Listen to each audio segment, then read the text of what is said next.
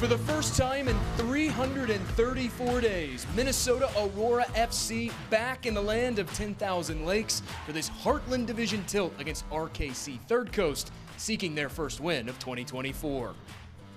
It's a beautiful evening for soccer here in the Twin Cities. Should be a great crowd on hand as we look at our Delta Dental Kids crew.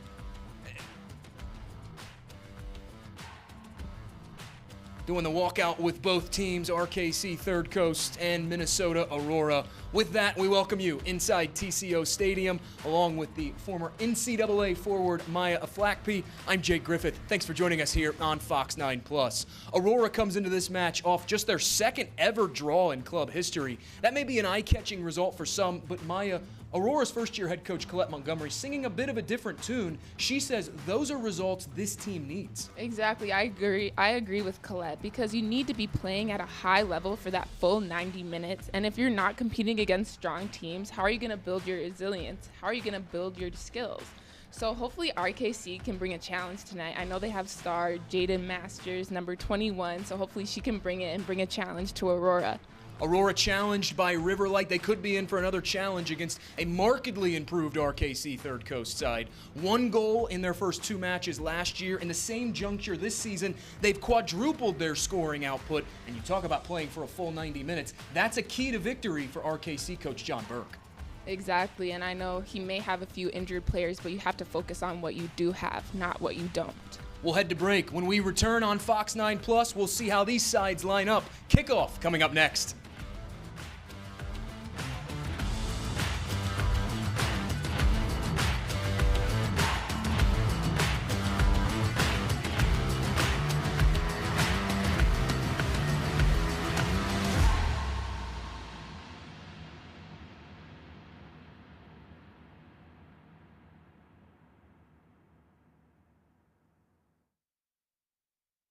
You guys did a good job. Great. I think we're all set.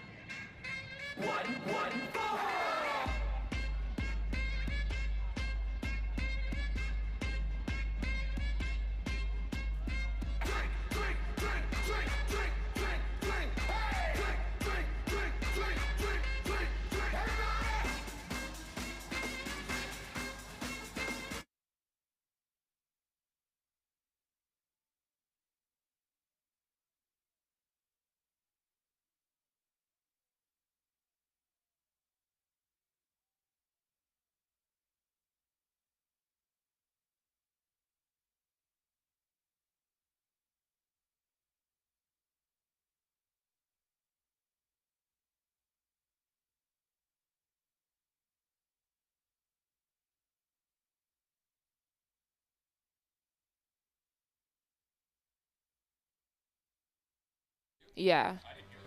Oh, you didn't hear that?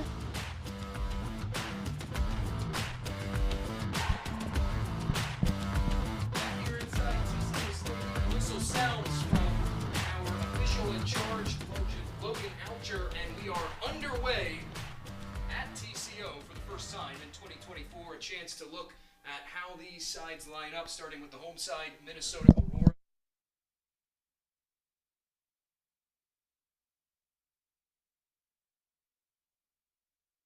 College, it is Barton, Norfolk, Wickers, and Donley, the four across the back.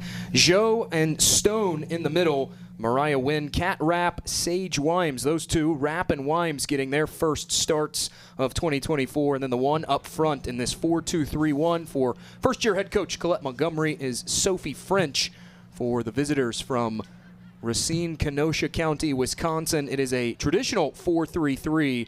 Second-year head coach John Burke trots out Rodriguez. Lebarski making her first appearance of 2024. McNeely, Rebman with Stadler, Masters, and Rochester, the three in the middle. And King, Weinberg, and Christensen, the captain, up front.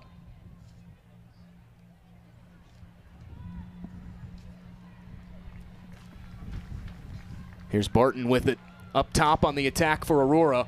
Trying to play Sophie French through, and that will be cleared out of play. Aurora will have a throw in. And there we see the Aurora starters presented by St. Paul College. Two changes to the 11 this evening for first-year head coach Colette Montgomery.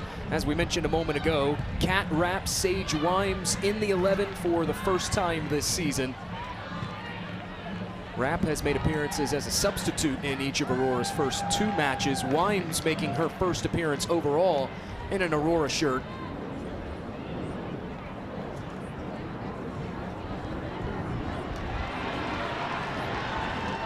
And now here's Wynn, far side of the 18, taking it deep, serviced centrally, and that goes over the head of Wimes. Stone will pick up the pieces, fighting off a challenge, and it rolls out across the end line. RKC will have a goal kick. Minnesota Aurora FC. Together, TCO and Training House are trusted with some of the biggest names in sports and bring the same level of care to our athletes. Our Aurora sideline team is led by team physician Dr. Christine Heitens, athletic trainer Danielle Armstrong, and sports medicine coach Caleb Russell, and physical therapist Alexis Washi, Kelsey Martin. Stone, the flick-on header. French will settle that with the outstretched left. French now taking it wide. Looking for support here. At Donley for a moment. Now they're doubling up French. Wickers will whip this one into the area. Wimes picks it up. Now here's Joe. Out to Barton. Barton played into Mariah Wynn. Wynn was nudged off the ball for a moment, fights off a second challenge, and it will go out. Once again, a goal kick for RKC. Taylor Primack getting the start in goal this evening for RKC Third Coast.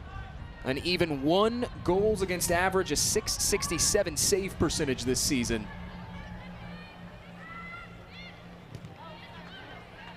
Donley finds the foot of Stone. Now Wimes tight-roping the touchline.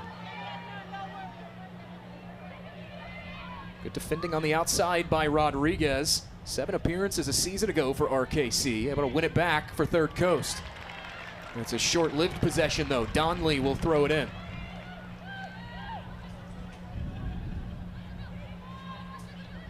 Wimes nudges it back to Donley. Dangerous ball whipped in here. Rapp plays it to Wynn. Wynn gets the shot off and it goes off the side, netting it out. Primack got a piece of it and it goes across the line for Aurora's first corner of the match.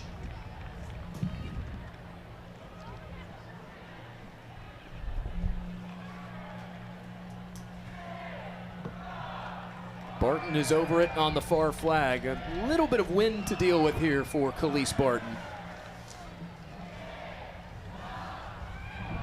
As that one hangs in, outswinger, met by RKC first.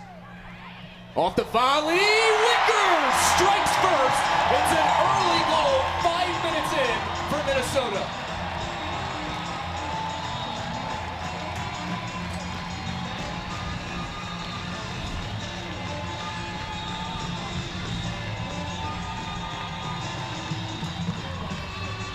A salute to the captain, Addie Wickers, who tallies Aurora's 10th goal of the campaign. Now the second highest scoring team in the Heartland Division. Just a flick on back toward goal is enough for Addie Wickers, who struck once last season against RKC at the restart, 1-0 Aurora. Minnesota Aurora FC goal! Scoring in the 4th minute, number 20, Catherine Rapp. Catherine!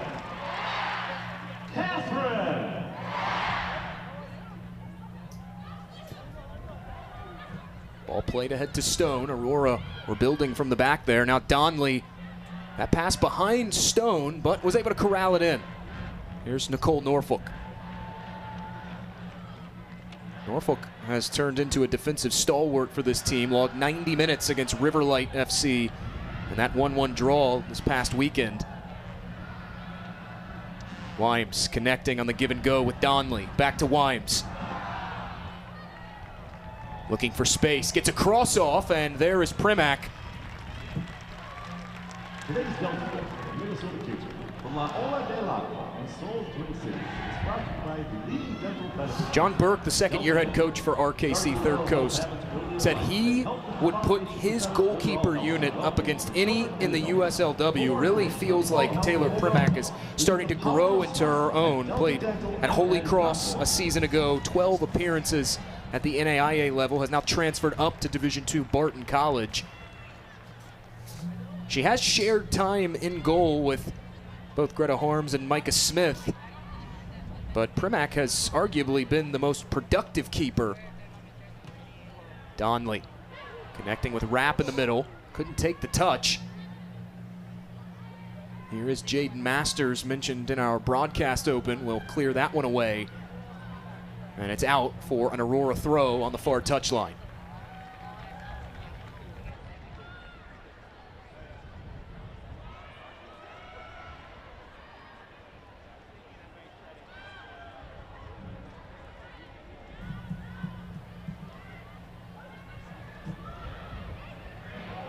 Dangerous pass. Finds Wickers, and now a whistle and a foul as Wickers nearly coughed it up, and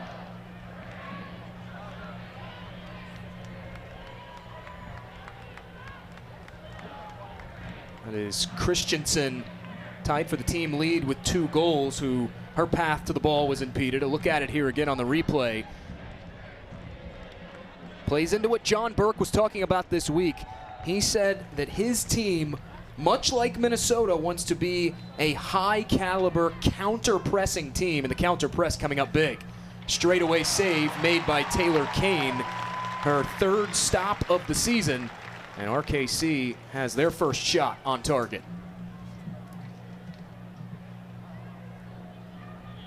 Going back to that counter-pressing of RKC, you can see Third Coast content to send a lot of red shirts forward, trying to force Aurora into a mistake. It is out off of Third Coast. It will be an Aurora throw. It'll be interesting to see how Aurora is able to deal with that, because that is something Minnesota traditionally does to other teams, throw a high press forward and get teams out of their comfort zone. Primack playing that sweeper-keeper role, out with the clearance, and Barton will safely steer this one back to Taylor Kane. Aurora fans, we have been informed there was a correction on the goal. This week, Colette Montgomery really lauding the performance of Taylor Kane so far, saying that she felt like those 2 saves were massive in that Riverlight game, and they really were. Taylor Kane doing everything she could to keep Aurora in that one. Stone mistimes the challenge as Masters won it back, played it into an empty area, and Barton is there to guide it back to Kane. Counter press of RKC forces Kane to throw it out of play on the clearance, and Third Coast will have a throw.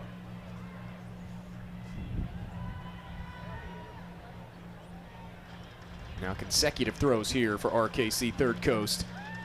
Going to get off the schneid, so to speak, away from home.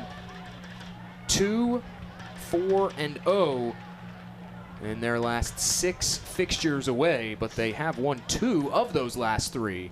That dates back to 2023 season.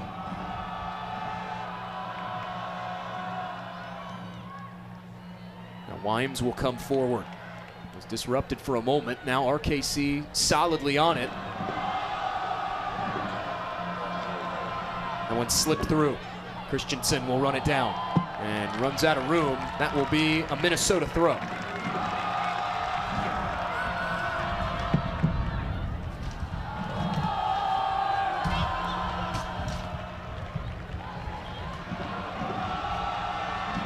Wimes going at it there on the near side with Rodriguez. And Wimes will win that battle. A throw in for Alicia Donnelly.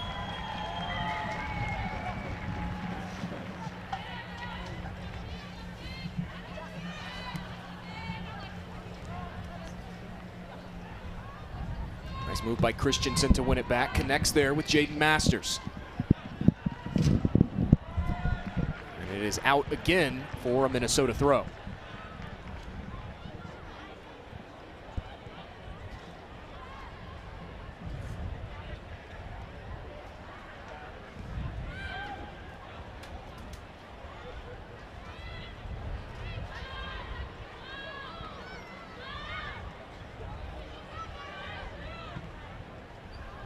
Wickers goes forward with it. Rapp, Donnelly, now over the top. That finds French. Aurora's leading scorer this season. French on the turn, whips this one far post, headed away. Good effort there by Mariah Wynn. Keeps it alive for Minnesota. Here's Gianna Zhou.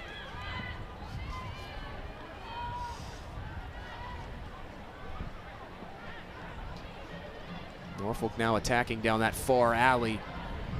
Has support, here's Barton. Line drive cross, a lot of traffic in front, and it deflects off a body, and officials say goal kick for RKC. But first, a whistle as Taylor Primack is down inside the penalty area.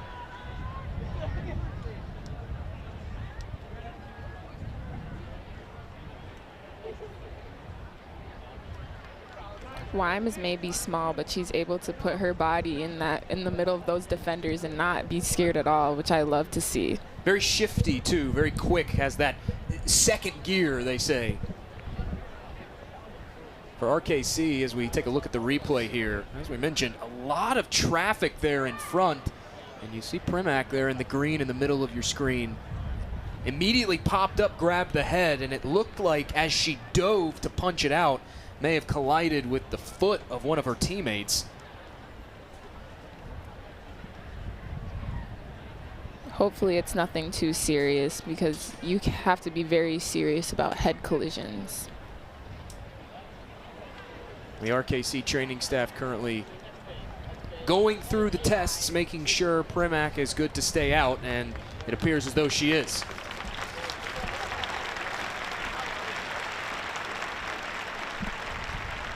A good show of support here from these Aurora fans, clad in teal and flash red and midnight blue. That's something John Burke talked about when we caught up with him this week.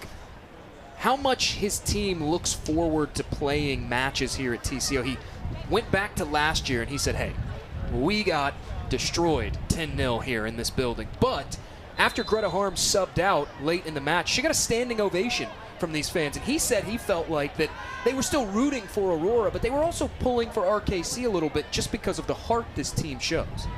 I feel like that just shows you Aurora's culture and how much community is a big thing for Aurora. Off the restart, Aurora wins it back, at least for a moment, and out comes Primack to end any danger. Both of these coaching staffs very complimentary of each other in the week leading up to this fixture.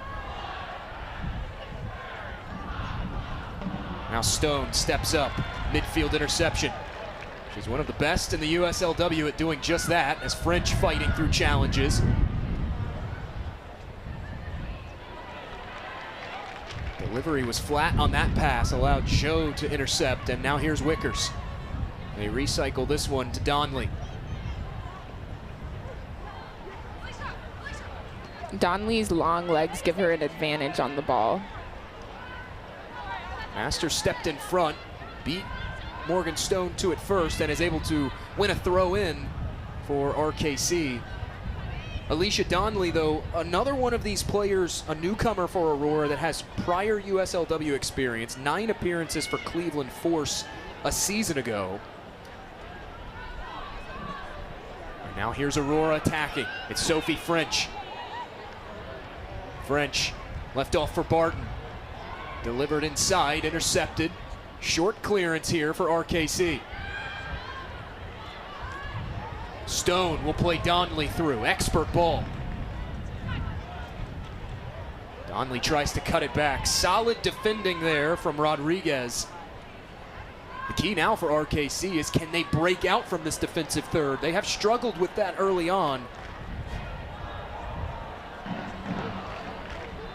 RKC being in a 4-3-3 makes their defense so much stronger against such a competitive offense that Aurora has.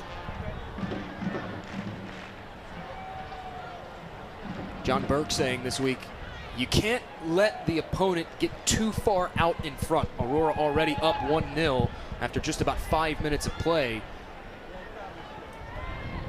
And he did acknowledge that this Minnesota team is a tough team to beat, home or away, using the phrase, they're on another level than pretty much the rest of the league. That is high praise for what has been a consistently good franchise as Stone catches up to it. Lost it for a moment, it's cleared out, and Minnesota will have a throw. When you're so dominating against teams, do you think that could be a disadvantage to you?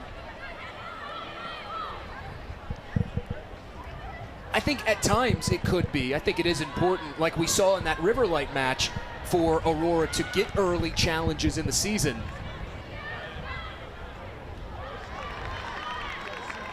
Official points to the flag, and Alicia Donnelly has won Aurora their second corner of the match. 111 corners a season ago. Tops in the Heartland division. They're already back at it again. This will be corner number 18. Joe will deal with 12-mile-an-hour wind gusts.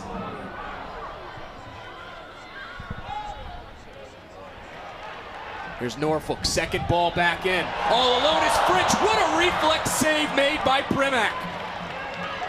Donnelly tries to cut it back, and Masters will clear it away.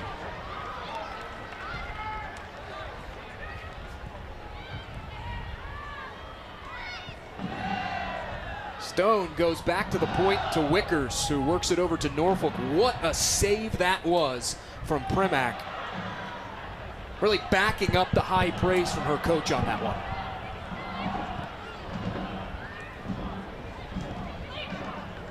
Lime's calling for it and gets it. Now Show has space.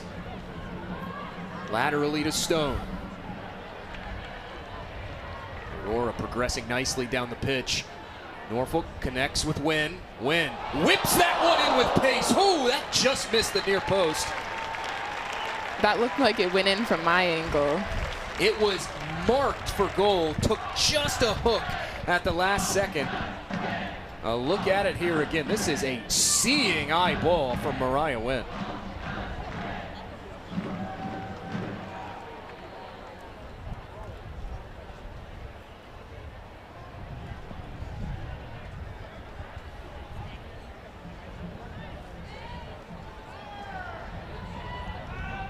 This RKC Third Coast team, who have a goal kick coming, dealing with a little bit of the injury bug as well. Molly O'Regan, the Milwaukee Panther, who turned in a phenomenal collegiate season last year with 16 points. She is out today. She scored RKC's lone goal across 2 matches against Aurora last year. Also, 2 of their starting center backs out today as well, as Wynn plays Stone through, make that French, who cuts it back to her left, and a straightaway save made by Primack.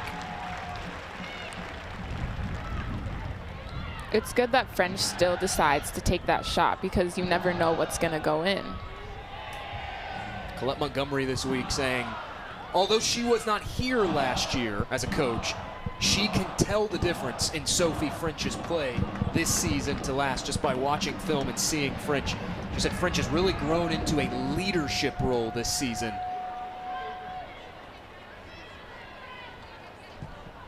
Rodriguez will fling this one ahead.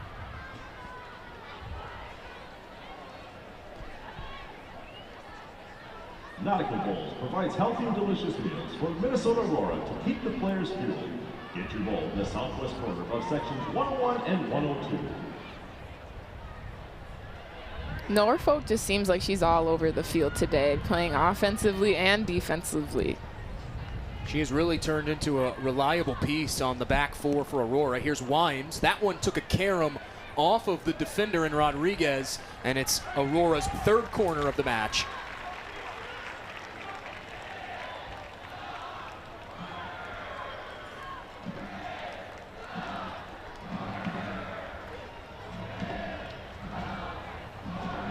Fans are extra loud, waving around Aurora, flags and towels and scarves, all sorts of things.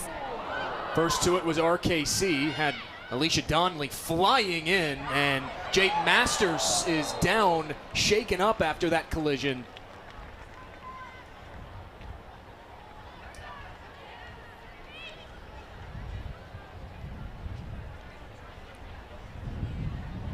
Going back to your point, though, quickly about the Aurora fans, they have consistently created such a wonderful atmosphere at TCO Stadium, so much so that Aurora actually had to expand seating capacity coming into this season. It's even more impressive, as looks like Masters will stay in the contest after shaking off that collision, and it is headed out by Stone. Even more impressive looking at this crowd when you consider that in just about 4 minutes, an all-important Game 5 for the Minnesota Timberwolves will tip off at Target Center in downtown Minneapolis. A winner-go-home situation in the Western Conference Finals. That just shows the type of relationship Aurora has built with the Twin Cities community at large, that thousands of people still pour into TCO Stadium to see the home opener. Exactly, on a night where it's Game 6 for the Timberwolves and you don't know, Game 5, excuse me, for the Timberwolves, and you don't know whether or not they're going to play again.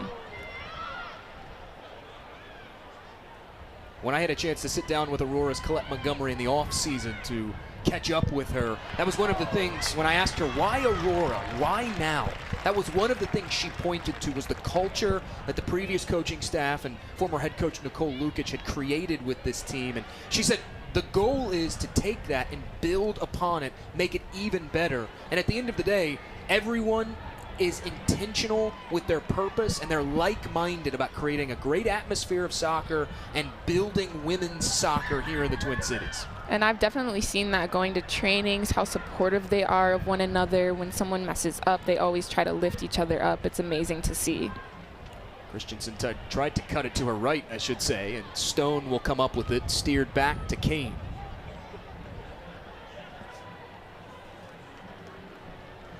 Aurora with 5 shots, 3 on target. They have the 1-0 lead as we approach 24 minutes elapsed in this contest. Barton looking for Wimes over the top, and Wimes just a hair behind that.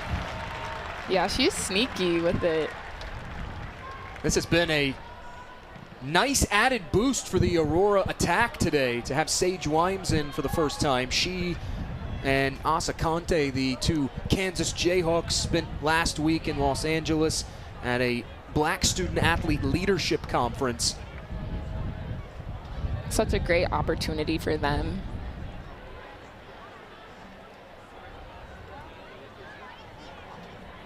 RKC with the throw on that far touchline. Stone immediately intercepts.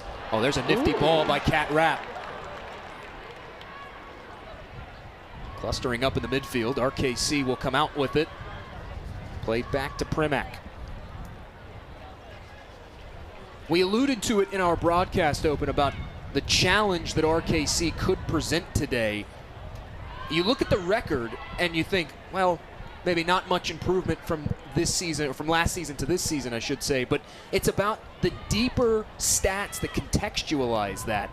Outchanced each of their first 2 opponents. You look at that match against Chicago City, the current USLW Heartland Division leaders. 6 shots on target, had 18 total shots, which is even more head-scratching when you look at the final score, 4-2 in favor of Chicago City. RKC is a very young team as well, so they have a lot of development ahead of them. Average age of about 19 and a half for this RKC Third Coast team. A whistle and a foul. Third Coast will have a free kick just near the midfield stripe.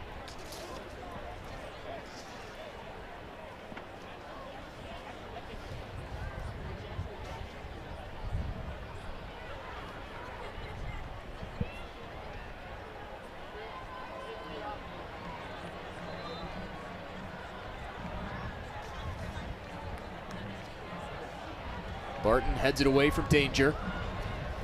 Now it goes off the head of Wynn and takes an RKC bounce back down toward the Aurora goal. Norfolk blocks out that cross. And now here's Wynn and Aurora moving forward with bags of pace here.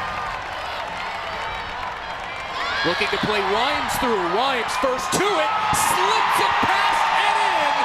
Sage Wimes doubles the Aurora lead.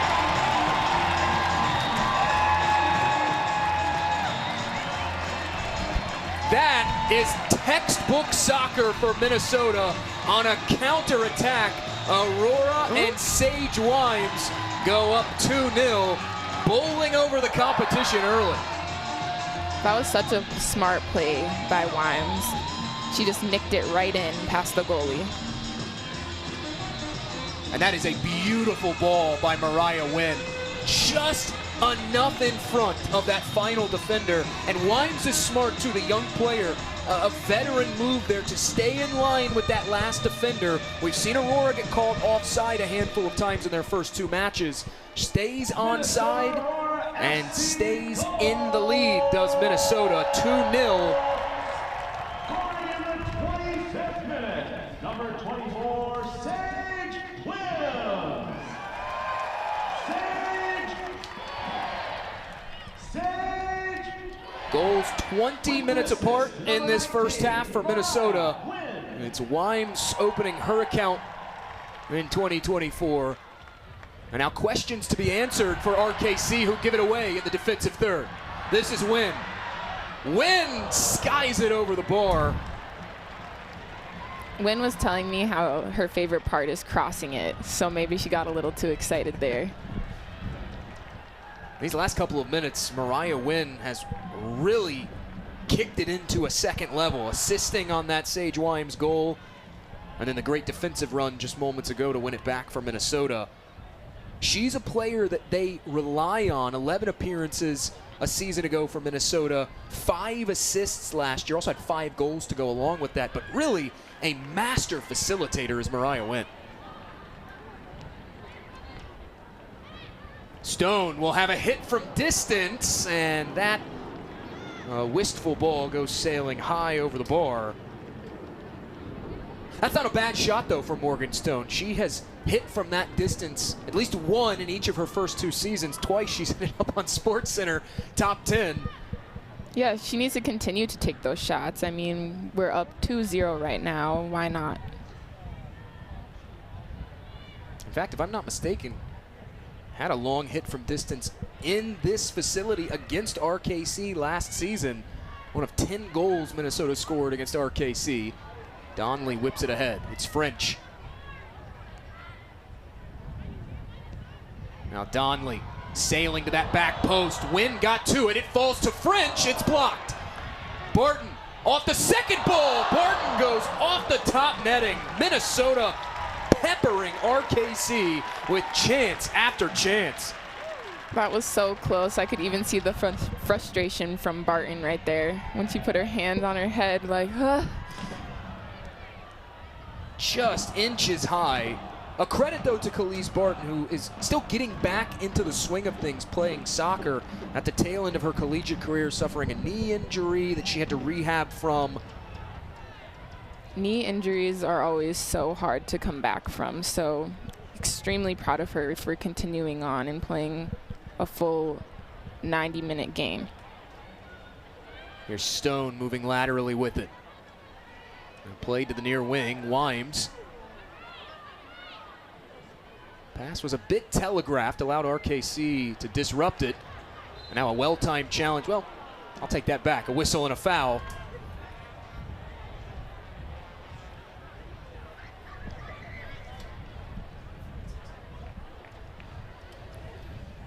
The official A reminder that Twin Cities Orthopedics and Training House, powered by TCO, are proud to be the official sports medicine and performance providers for Minnesota Aurora FC. Together, TCO and Training House are trusted by some of the biggest names in sports and bring that same level of care to our athletes.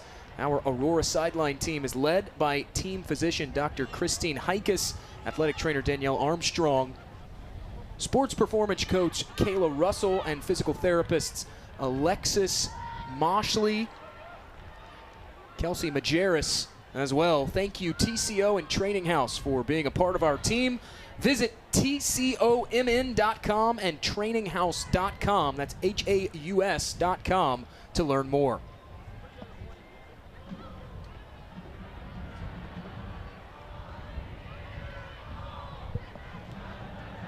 A half hour gone in this contest. Minnesota with goals 20 minutes apart. In the 5th and 25th minute, that played behind Stone, tried to stab it over to Wynn wide open, and instead now a counterattacking opportunity for RKC. Long ball over the top was out of the reach of any Third Coast player. Wickers has it now. Aurora definitely is dictating the game right now and in control. That ball finds Donley. Now down this near channel, it's Wimes with speed. That cross blocked off the shoulder of the outside back. That's Ellie Redmond who is down, and it will be another corner for Minnesota.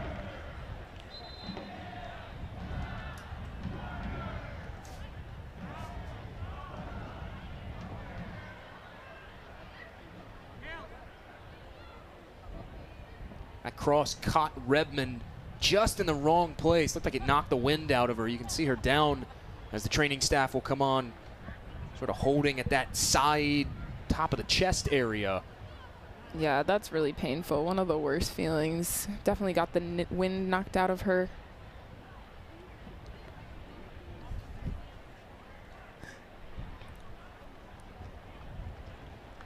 Our broadcast crew bringing us great shots of this fantastic crowd here at TCO. It really is a lovely day in the Twin Cities for soccer. 73 degrees, light clouds overhead, a little bit of a breeze, not too hot but not too cold. Yeah, this is ideal soccer weather.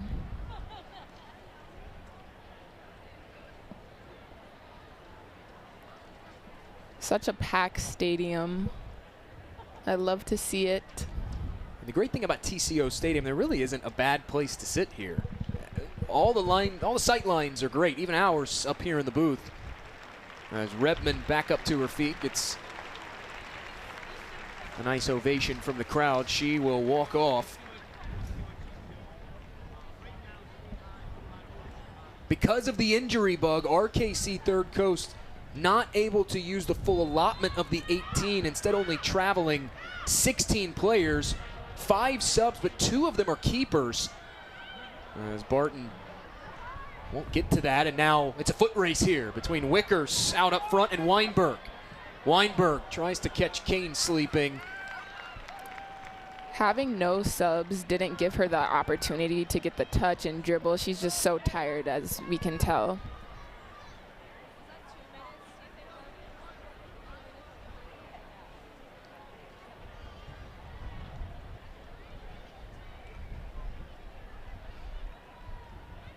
Barton looking for French, glances that one forward, and now Wynn. Ridden off the ball is Mariah Wynn. It will be a Minnesota throw.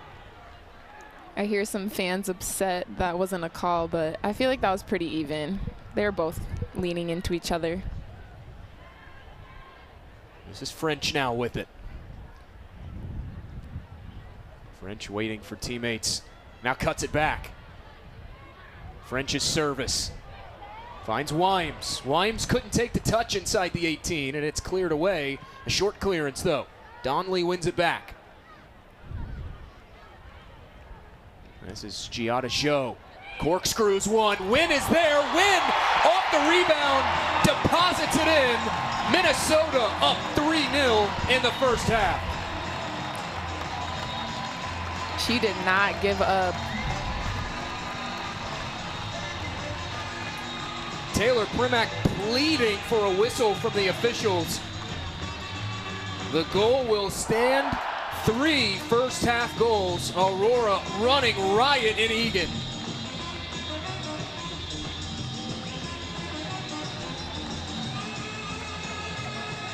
How was she able to see the ball right there in front of her after doing that spin move?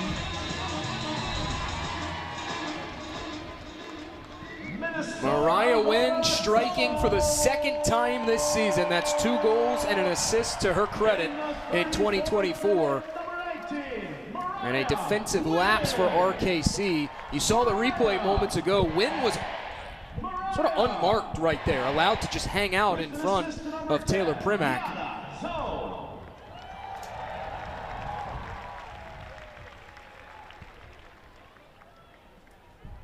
RKC will have a free kick.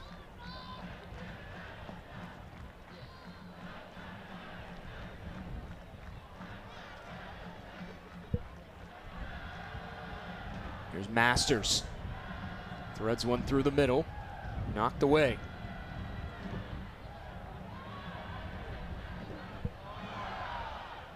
Stone will wait for this one to catch up to her. And now waits for teammate support before flinging it out to Barton up top.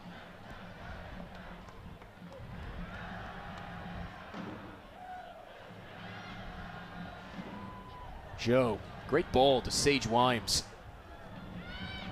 Wimes cuts it to her left, gets the shot off. Oh, it's off the post.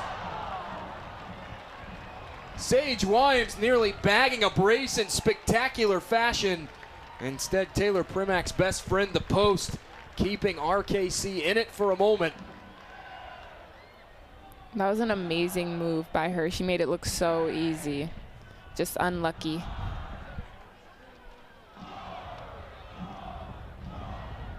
Two captains connecting, Wickers and Stone. Wimes nudges it back to Donley. Donley hooks one to the far post, batted away by Primack. That will be another corner. Aurora piling them up so far. That's 5 here in this first half. Aurora is making Primack work this first half. And to her credit, she is doing everything she can to just get at least a piece of every ball that comes her way, a fingertip on it, batting it away. Joe over top of this one from the far flag. The wind has picked up to 15 miles an hour now. In swinger. French, it looked like got ahead to it, and instead it's into the gloves of Primack for her 3rd save of this match. Going back to you saying how she's getting every single touch, I know John Burke had said, the coach of RKC had said, we don't hang our heads, and it's so easy to give up when you're already down 3-0, but I'm noticing that this team is still going strong, especially the goalie. I thought he had a very insightful quote when he was talking about that. He said, my team, in reference to RKC Third Coast, works with youth with disabilities, and that helps keep us grounded. So we know, hey, if the wins or the results don't come on the pitch, as Norfolk will go down and we have a free kick, he said, we know that if the results don't come on the pitch, we know that the sun's going to come up again tomorrow. There are more important things than wins, losses, and draws. I thought that was very insightful. Obviously, at the end of the day, the goal is to win, make the playoffs, and ultimately compete for the USLW championship. But I loved that. I loved that perspective on life. Exactly.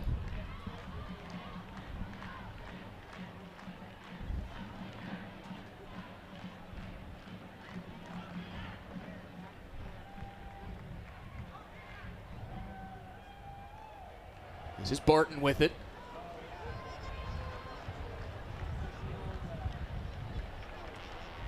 Barton tried to play, it looked like French threw forward and just hooked that pass a bit more toward the middle, and Primack rolls it out.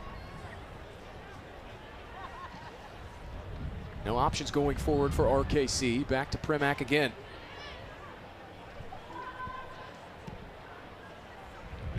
Aurora 3, RKC 0 here in this 40th minute. Donley surveys. Best option is Norfolk in the middle.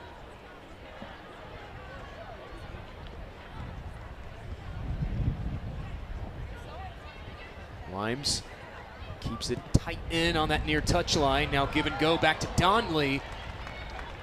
Donley pulled up, couldn't get to it in time. It is an RKC throw.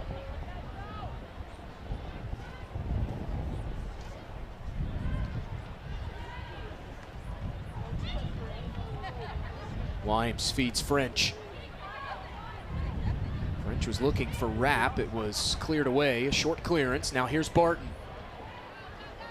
Aurora progressing nicely. Barton goes down. Joe has it. Joe on her right, and that is another save from Taylor Primack. I'm excited to see Jo this season and see how she continues to improve here on out. I feel like the season opener, she's just getting comfortable, and then we'll hopefully see her continue to grow as the season continues on. Giada Jo played at Tennessee Tech, native of San Michele al Tagliamento, Italy. And yes, I have been practicing the pronunciation of that. OVC Midfielder of the Year in 2022. Nice move by Donnelly, sidesteps one defender. Here's Rapp.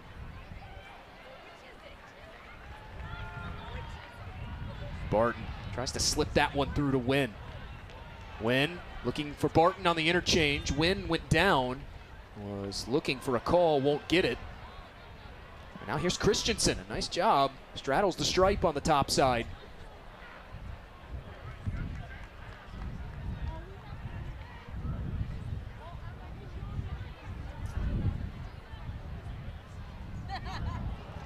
Stone fed it to Wimes. Wimes couldn't settle it with the right, and it is an RKC throw.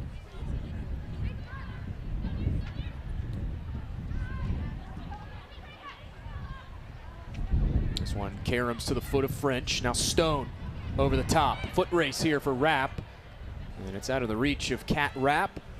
Primack waves everyone off and will pick it up to cancel out any dangerous opportunities.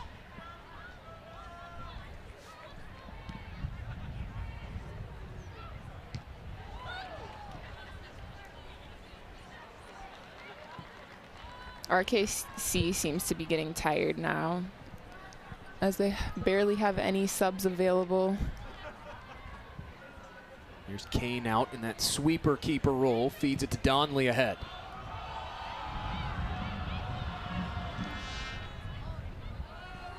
Stone turns away from the pressure, steered back to Kane. And a rare misplay from Taylor Kane, who immediately behind the play acknowledges the mistake, was looking for Barton. Instead, a change of possession will occur via the throw in. RKC will chuck it in from the far stripe. I feel like we've seen Kane play more with her feet than her hands today. RKC now an opportunity. Christensen got a foot to it, but couldn't get a true shot off.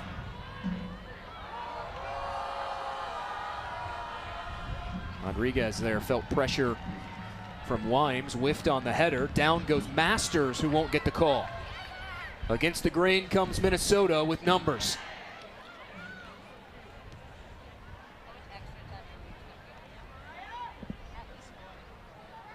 There's Wynn again, battling in deep in that near corner, will win another throw for Minnesota. Wynn always does a great job at using her body to win Aurora the ball.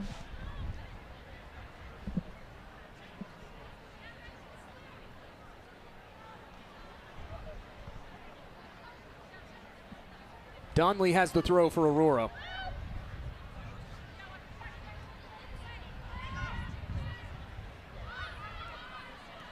Stone back to Donley.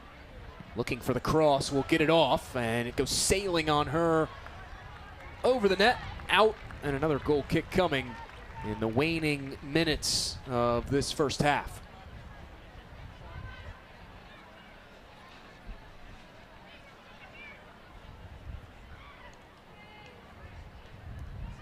A 3-0 lead as we come up on 45 minutes gone. Aurora here at TCO Stadium have been exceptionally difficult to beat. 1 goal allowed in their last 270 minutes played at home coming into this. Wide open is Wynn in the middle. A brace for Mariah Wynn in 45 minutes of play. A great feed from Cat Rapp. It is all Aurora in half number 1.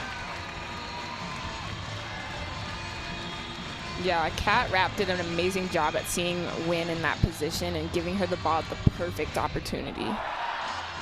Just threaded it right through. Primack was a 1v keeper situation, did everything she could. Mariah Wynn now 3 goals and an assist. Cat Rapp in her first start of the season gets her first points of the season. Yeah, there was nothing Primack could have done in that situation.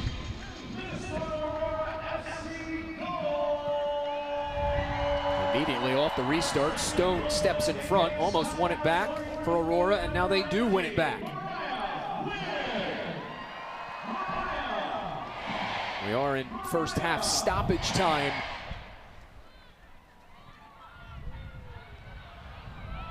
Ball played through, French nudged it over to Wimes, and now Primack is down as we take a look at the rules of the game presented by Larkin Hoffman and Maya. Stoppage time so interesting. It's something that's exclusive to soccer. It really is that the cumulative minutes of stoppage during each half that results in whatever the officials decide is left. Exactly. There was a lot of injuries happening in this first half, so obviously they needed to add that time. Saw a couple RKC players go down around the midway point of this first half. First it was Primack, and then we saw Masters. Both had to be attended to. Stabbed ahead. That found Stone. Was flanked by Wimes, now up ahead to Rapp.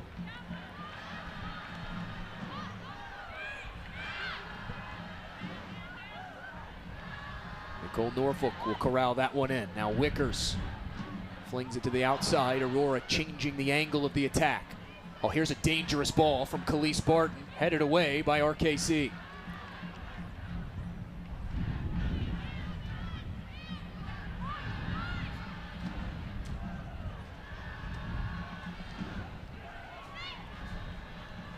Intercepted by French.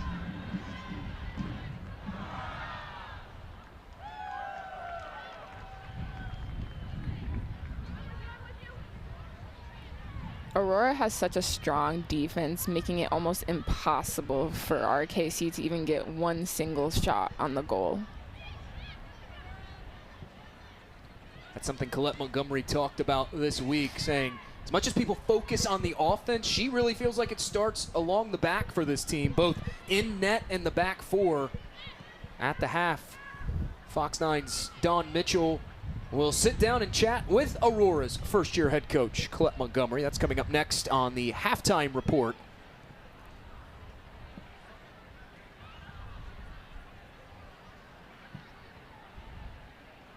Barton volleys this one ahead off the feed from Kane. Stone takes the touch in traffic. How about that move from Stone?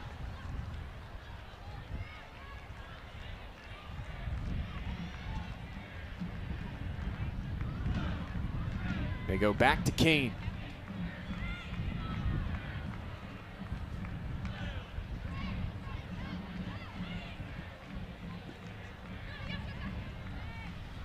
Here's Joe. Joe finds Wynn on the outside. Couldn't settle it. Took an odd hop off her shoulder, but it goes back to Wynn from Rapp. Now Rapp battling in there, trying to win it back for Minnesota. And there is the whistle from Logan Alger. We have reached halftime at TCO Stadium.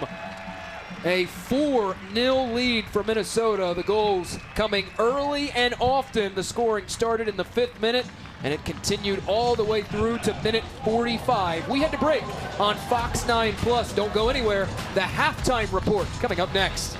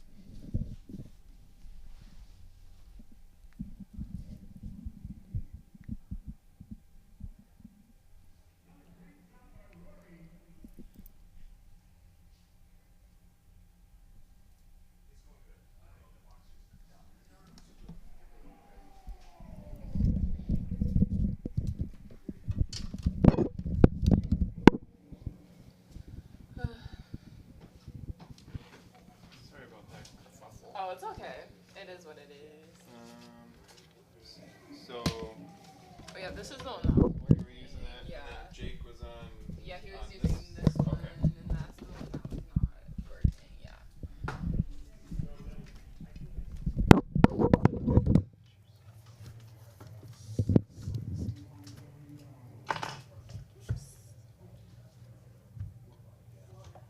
Hey, sir.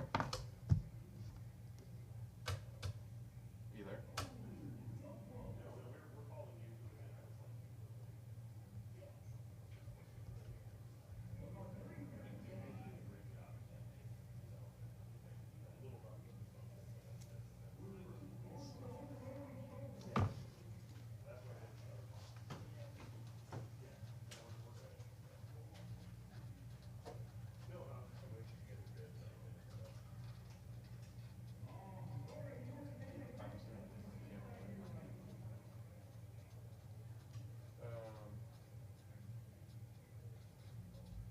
So the box that side. Yep. I'm gonna plug it back in, back to light. Can you switch that first channel back to audio one?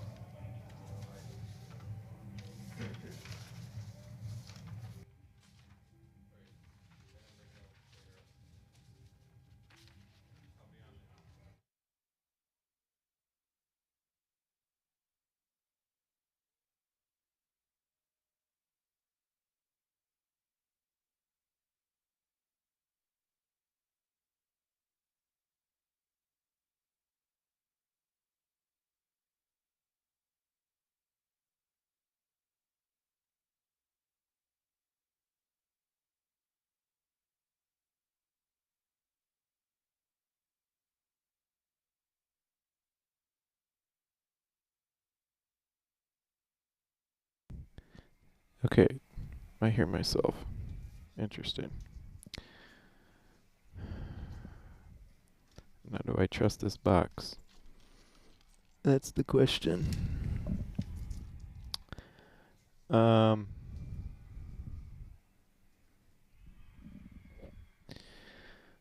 Yeah,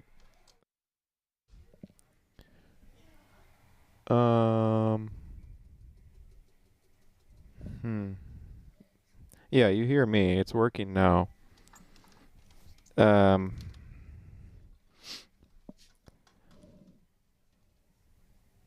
So what I'm gonna do here, I don't trust this box anymore, so I'm gonna swap it out with the spare here, and then it'll switch back. So play-by-play will be on 3, color will be on 2. So stand by, I'm gonna make that switch.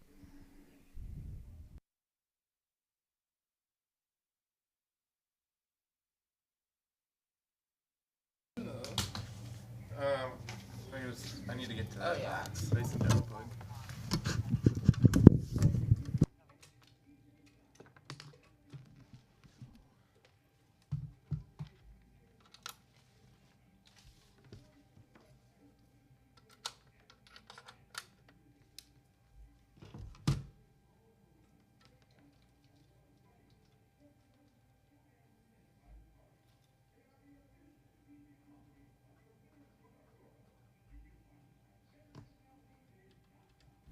Okay. That sounds good. So this is going to be play-by-play.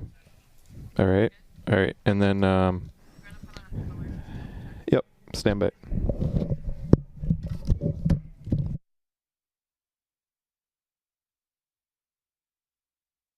Color. There we go.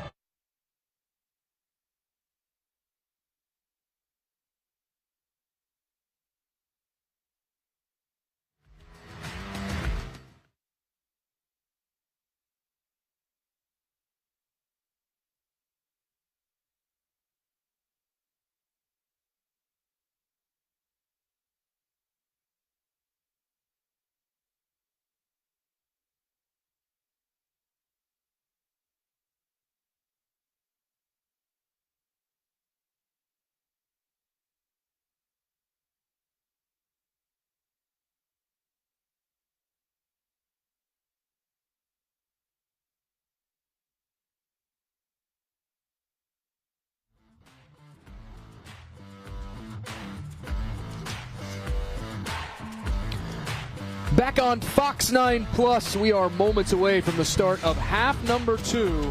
A 4-0 lead for Minnesota Aurora FC over division foes RKC Third Coast. Along with Maya Aflakby, I'm Jake Griffith. Take a look at some first half highlights. Fives seemed to be the theme of that first half, even though only 4 goals scored. A goal in the 5th minute, a goal in the 25th minute, in the 35th minute, and the 45th minute.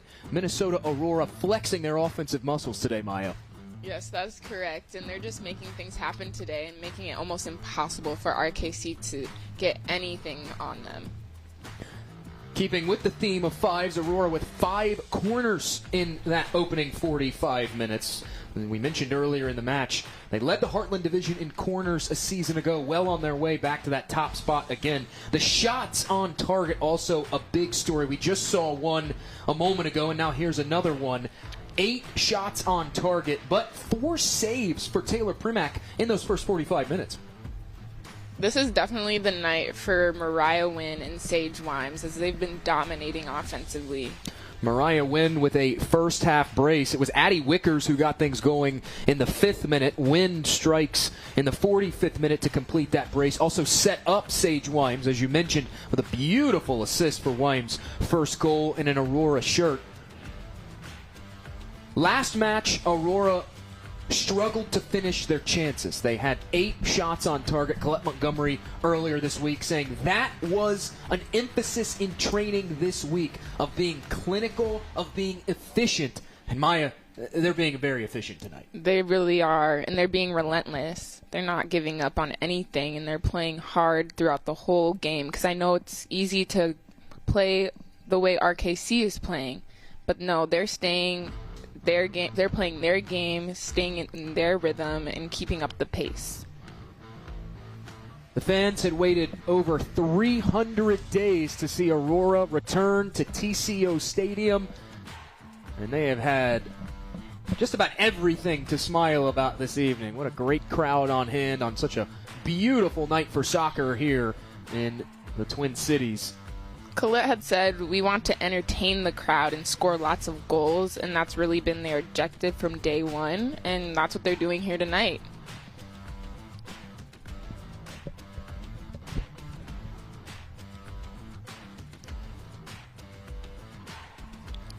This is such an exciting night. The season opener, Colette had said the opener only happens once, adding she wants the team to feel it in all caps, and they really are.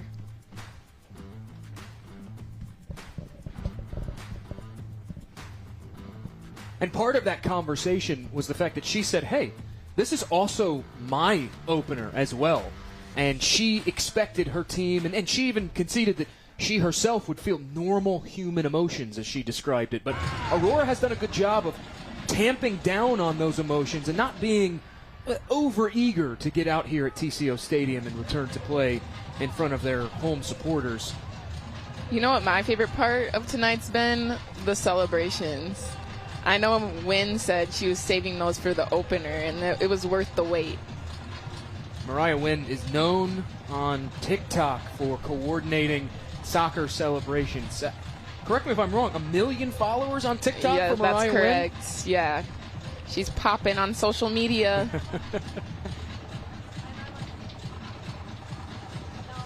We are moments away from the start of half number 2. A handful of changes for Minnesota, at least 2, as Tess Wirtz and Julia Sattler in for their first appearances as we start this second set of 45 minutes. Logan Alger sounds the whistle, and we are back underway. RKC with possession, looking to get on the board. You said Tess Wirtz entered the game. I know she scored a goal in the recent matchups against Chicago. Had a big-time contribution in those matches against Chicago Dutch Lion. 2 goals and an assist, a 3-goal contribution evening. That's one way to announce your presence to the Aurora world, is in your first career appearance in a Minnesota shirt, find a brace. Here's Minnesota back on it. It's Show dancing through defenders, and the whistle sounds. Aurora will have a free kick, and this could be more, and it will be more. Our first booking of the evening, and this is a good chance to take a look at our Larkin-Hoffman rules of the match. Maya, in your opinion, why was that a yellow-worthy foul? I think it was a yellow-worthy foul because yellow card is just a warning to the player. It's nothing too serious, and you could see that there was no ball play involved. She obviously just pushed Zhao over. Wickers will take this.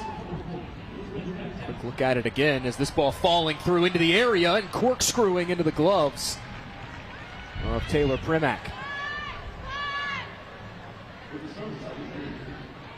And correction, that is Micah Smith. So, as has been the case in each of RKC Third Coast's first 2 matches, they have made a change in keeper at the halftime intermission. Micah Smith, and 4 goals against average, .333 save percentage for the Division II Milliken product.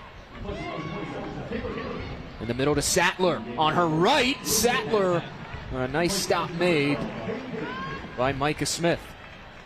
That is Aurora's 9th shot on target and their 13th shot of the match.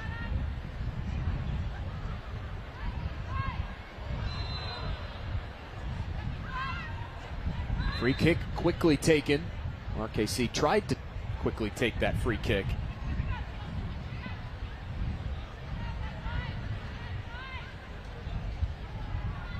Starting to cool down here at TCO Stadium, which is nice for the players.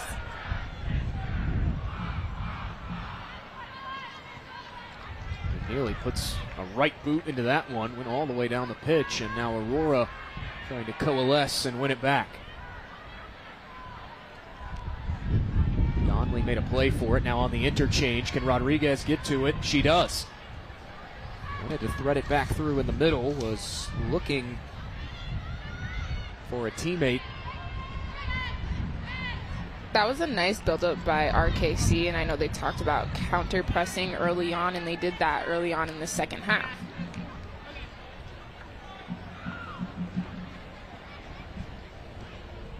Ellie Rebman will throw this in, another Milwaukee Panther on this RKC Third Coast squad, 4 appearances a season ago. Now Stadler coughed it up. This is Wirtz. Wirtz 3 goals last year for Tormenta, South Georgia. Sattler will whip this one into the area, and Wynn heads it over the bar. Mariah Wynn has been active tonight. Another shot just goes sailing high. She puts that one just a little lower. She could be looking at a hat trick situation. That was an awesome cross by Donnelly.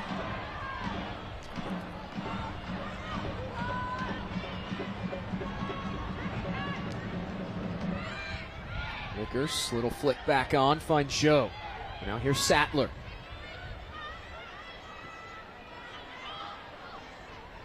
Norfolk calling her own number here, connecting with Stone. Shoved to the outside to Win. That ball finds Rapp, who turns away from pressure.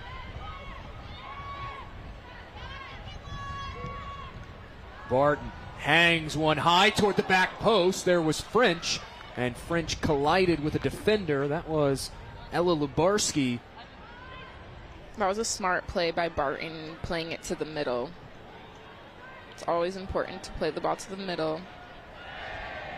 Because of the injury woes RKC Third Coast have faced, Ella Lubarski has been thrust into action. She is carrying a knock coming into this game, not completely healthy. When we talked to John Burke earlier this week, he said he wasn't even sure she was going to be in the 18. It goes out. Aurora will have a throw over on that far touchline.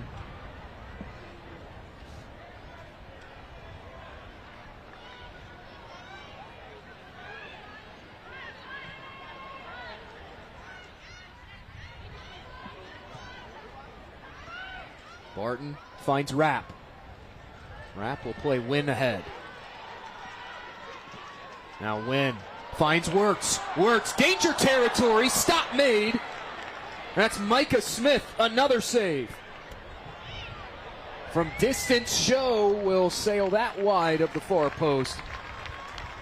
We lauded the performance of Taylor Primack in that first half. Micah Smith already has made 3 saves in early work.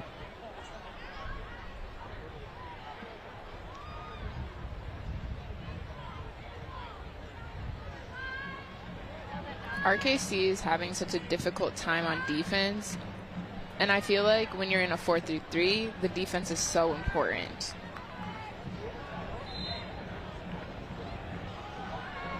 Quick whistle from Logan Alger. That will be another foul against Minnesota, and a free kick given.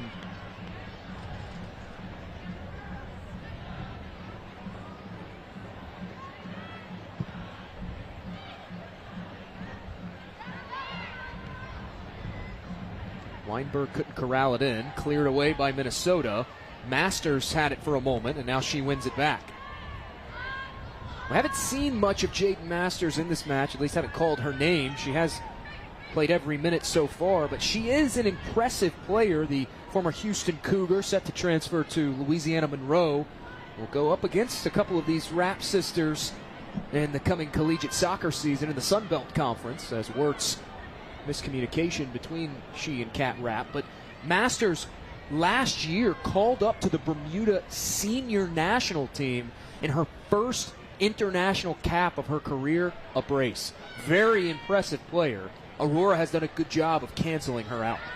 Very impressive. I feel like it's harder for her tonight, having less subs, and I feel like she's been having to do a lot of work in that midfield. She did take that bump earlier in the match that she was slow to get up from. Trainers had to come out and check on her.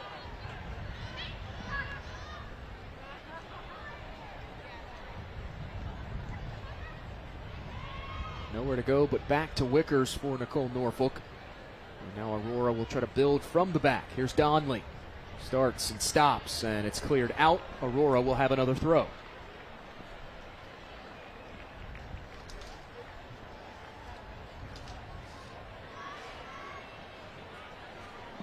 Sattler gives it up to Donley.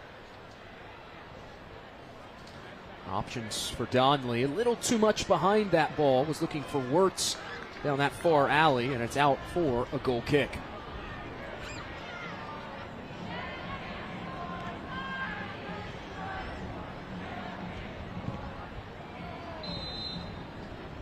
Weinberg tried to tightrope the touchline, and it just rolled across, so says the assistant referee. Barton quickly takes the throw, and Aurora again will try to build from the back.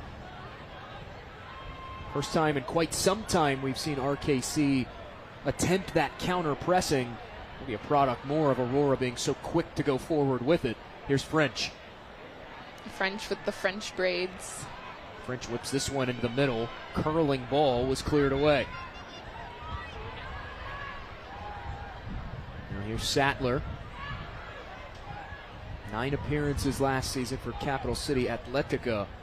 Also spent time internationally. Among the clubs she played for, FC Saarbrücken. And now Rapp gets it back. Rapp all alone, bangs one in! Kat Rapp, an assist and now a goal in her first start of 2024. That was a smart pass by Sattler to the middle to see her open right there. It's 5 for Minnesota, and not much you can do if you're Micah Smith. Excuse me, that was Donley who got the assist. Rapp attack. 24 points last year for Kat Rapp, 3rd most on Aurora. Minnesota Aurora FC goal! Scoring in the 54th minute, number 20, Kat Rapp. Now here's Wirtz forcing the issue. Wirtz has numbers here. Rapp nudges it The to French. offsides. Good catch Flag. there. Yeah, flag is up on the far side, offside. very nearly could have been 6-0 with the numbers Aurora had. Egan is where fantastic food is found. Visit enjoyegan.com for more details. That's enjoyegan.com. Rejuvenating Hydrate with Panache, the proud official juice sponsor of Aurora FC. Bring out your natural apple with ginger, sour cherry, Orion berry, and turmeric infusions on ice in a mocktail. Earlier in the first half, we talked about Aurora's strength playing with the home crowd at their back, as now red shirts closing in, and Kane couldn't clear it away in time. Now Kane will go down on the clearance. Oh, that very nearly could have been a dangerous play. Sort of that double-edged sword of the sweeper-keeper position. Good job by Kane by keeping up the effort to get that ball away from the forward. Smith smart to clear that high and away. Now Wirtz will catch up to it. Left off for Sattler. Barton. That takes a carom off a defender and skips into the gloves of Micah Smith. But going back to that point about Aurora's strength playing with the home crowd at their back, coming into tonight's match, Minnesota had outscored opponents 54-8 across their previous 2 seasons worth of matches played at TCO Stadium. That number will only continue to climb after tonight. They're showing they're a dominant force, and I can see why teams are so excited to play against them. The environment, the sportsmanship, just a great learning experience for RKC. Aurora building here. Wirtz starts, stops, whips it in. Mariah Wynn has 3. It's 6-0 Minnesota.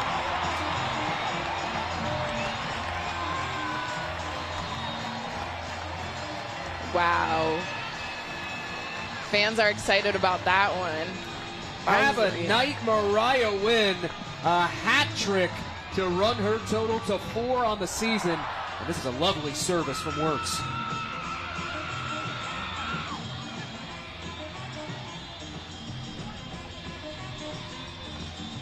The most impressive thing about Mariah Wynn, 5'3", 5'3" midfielder, and she has hops like that to get up and over top of the defense. It is why she is such a dangerous threat. Yeah, that blows my mind, because I remember when I played, I'm 5'11", and the coach would have me always come up into the box. Yeah. Mariah Wynn not afraid to mix it up there in the land of the trees, as a whistle and a foul against Minnesota.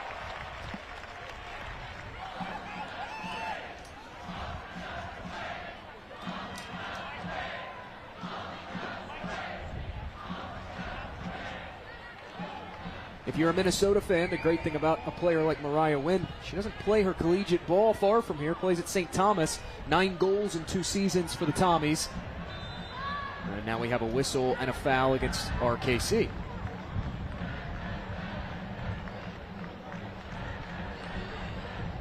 At the next available opportunity, Minnesota will make a quartet of changes.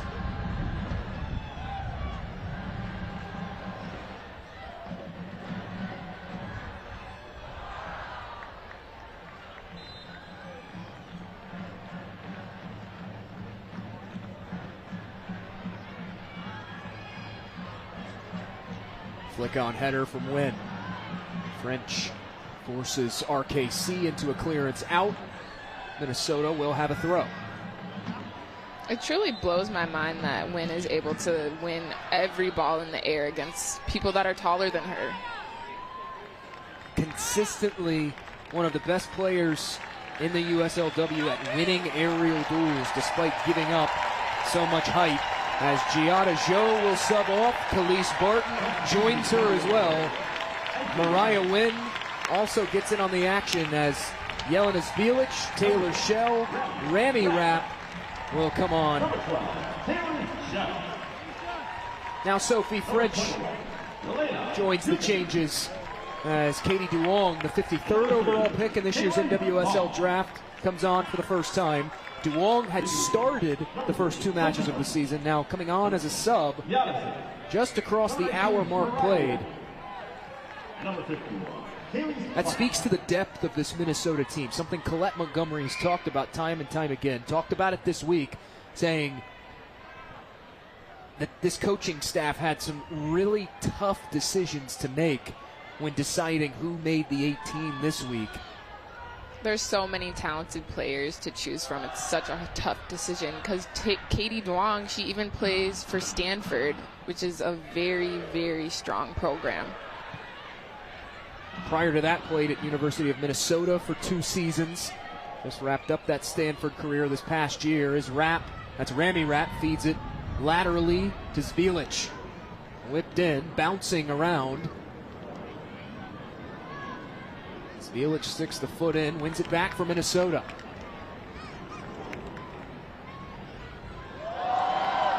Zvilic tried to cut it inside, pushed it a little too far ahead of her. That brings the oohs and the ahs from the fans here. It is out for a Minnesota throw. It seems as though Jaden Masters isn't really giving her full aggression to this game anymore. It seems that maybe she did get messed up from that injury at the start. This is Weinberg. 71 minutes played last match against Rochester FC. Dispossessed by Wickers, and now Kane gets it ahead to Donley. Here's Duong. Is Rapp onside? She is. Flag stays down. Great ball from Duong. Left off for Wirtz. Wirtz's shot goes high. I don't think Wirtz needed to take that many touches. She had a pretty good shot. Even just 1-2 could have went in.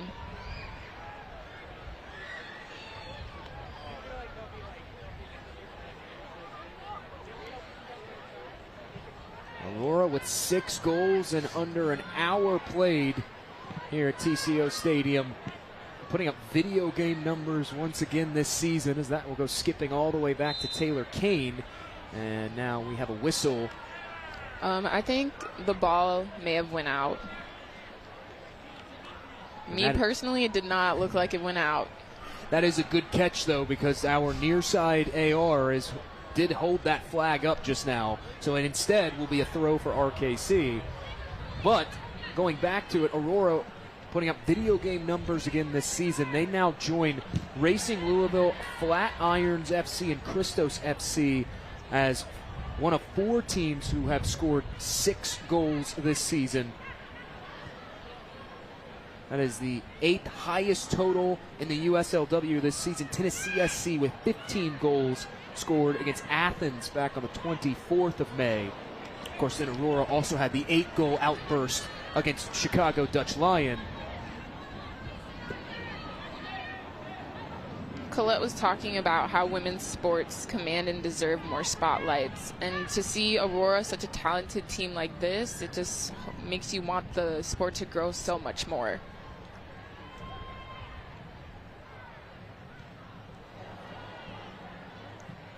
Woods took the bump, tried to leave it off for Sattler. And now they're bunched up in the middle. Aurora will win it back. Here's Norfolk to Shell.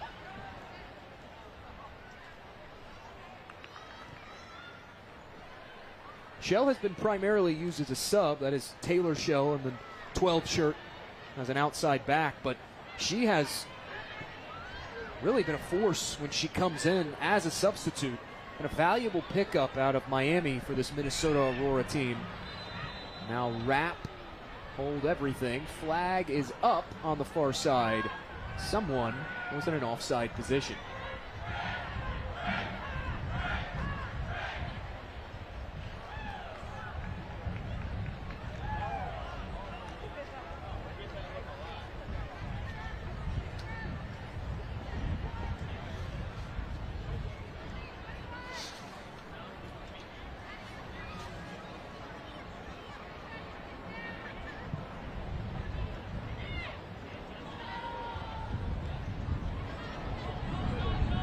Zvilic went down. Official says play on. Now Rami Rapp wins it back for Minnesota. Knifing through defenders. Here's Duong. Charging forward. That was Donley. Miscommunication between Kat Rapp and Alicia Donley. It's out for a goal kick. I know RKC coach John Burke said that this team will play aggressively from start to finish in that full 90, but I feel like I really haven't been seeing that tonight. And it is a credit to Minnesota for perhaps their ability to cancel out that aggressiveness of RKC Third Coast, as again Jaden Masters is down and again will have to be tended to by the trainers.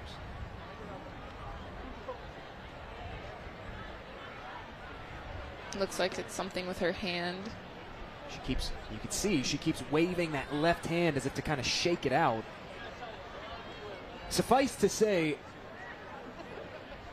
it does not look like she is completely healthy. You never want to speculate, obviously, but since she went down early with that knock early in this contest, and now again, it does look like she is laboring just a bit. When you're down players because everyone's injured, sometimes players will take it upon themselves to stay in the game even if they don't feel 100%.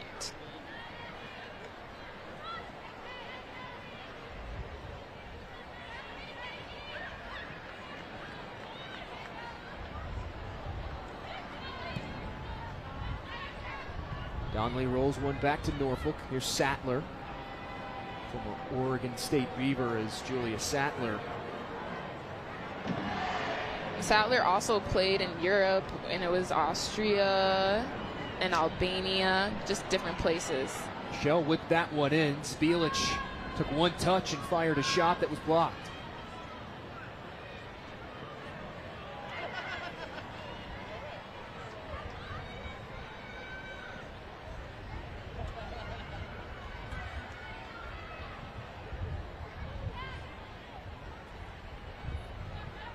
Advantage played by the official. RKC will have it. Here's Masters. Wanted to play one through the middle to Lizzie Honstedt, who had 8 appearances for RKC a season ago, 4 starts. Aurora collapsing in here on Third Coast. Megan McNeely was smart to move with it.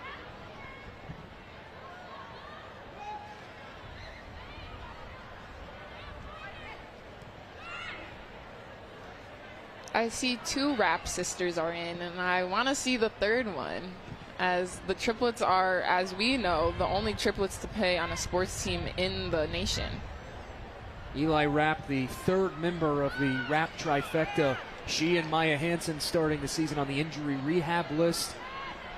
Colette Montgomery saying the expectation is they hope those players will be back soon. A whistle and a foul. Again, Masters comes up. This time, Gimpy on that left ankle. From just a gamer perspective, you have to give Jaden Masters credit for battling through very clear injuries. Yeah, she's a tough player for sure.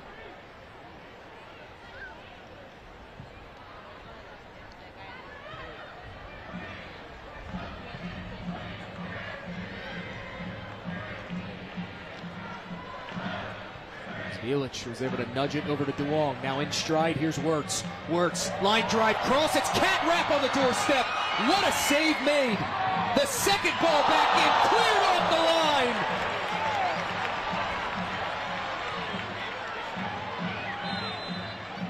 And a whistle will bring it to an end. Talk about team defense and never giving up on the play. A reflex save by Micah Smith with Cat Rapp bearing down on her. This is worth another look. So much just happened. In between the legs.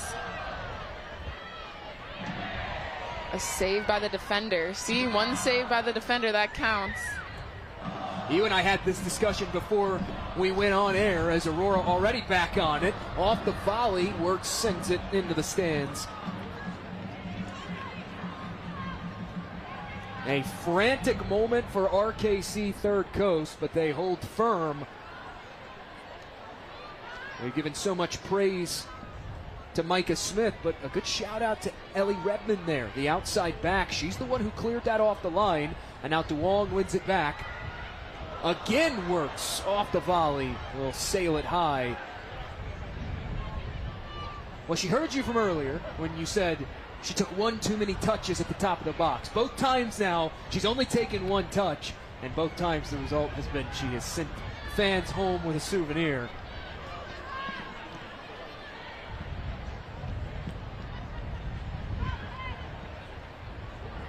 I think a big thing that Aurora has on this RKC team is that first touch.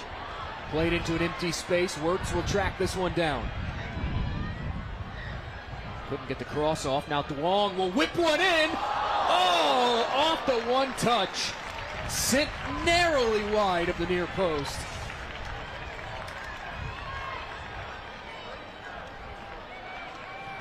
This is a great ball here from Katie Duong. It's as if Kat Rapp has, I don't know what the word would be, some sort of swagger to her when she's about to get a goal. She just quickly put her foot out and was like, ooh, let me get this one in real quick. She definitely has that personality on the pitch as we have a whistle and a foul. You talk to her often, calm, mild-mannered player, but when she gets between these lines, she oozes confidence.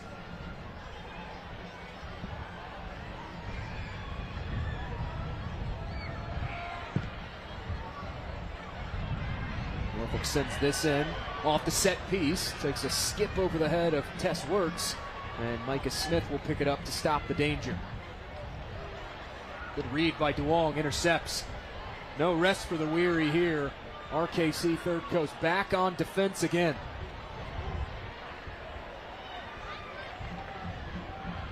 Duong again whips one into a dangerous area. That time no one connects with it, and it rolls across the end line.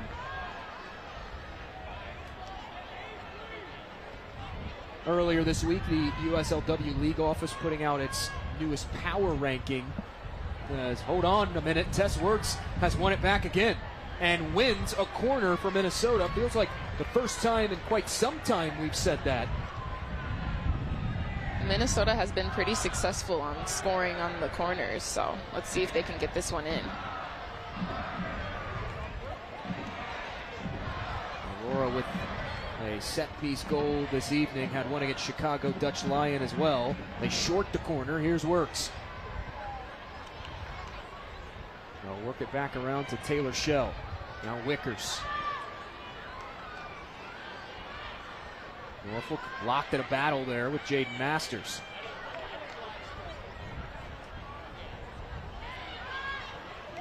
Rapp dances past the challenge. That's Rami Rapp. Back to Wickers. Norfolk tries to play it to the outside to Shell, and Shell a little too high for her, couldn't settle it, it's headed out. One of the little mistakes that Aurora has made today, one of the few mistakes, sorry. For the most part, Aurora have played a near perfect 74 minutes exactly now of soccer, and it reflects in the stats and on the scoreline. 6-0 Minnesota as we come up on 15 minutes remaining until the 90th minute mark. Here's Donley. Donley tries her hand from distance, and it takes a one-hop into the gloves of Micah Smith. Going back, though, to that power ranking. And again, as soon as I say that, Katie Duong wins it back. Slipped through and cleared away. They don't want you to talk about this power ranking at all. We will table that discussion for at least a minute because Aurora and Katie Duong have won it back once again. Here's Taylor Shell. Played laterally. Now Sattler, now Norfolk. Norfolk is so quick in any play she's involved in. And here she is on the attack now, pinching forward. Defense has to just chip it away from her possession. Third Coast losing ground. Norfolk with the interception. Duong surveys her options. This is Wickers. Wickers plays one forward, headed away.